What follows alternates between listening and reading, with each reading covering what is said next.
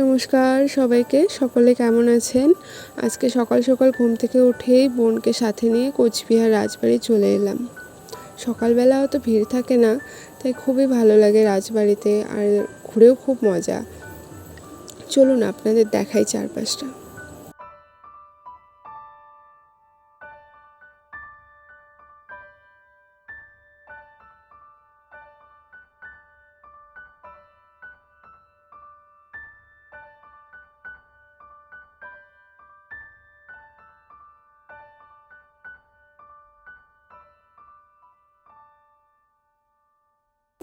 রাজবাড়ির চারপাশে এখন অনেক কাশফুলের মেলা, বিশাল এলাকা জুড়ে।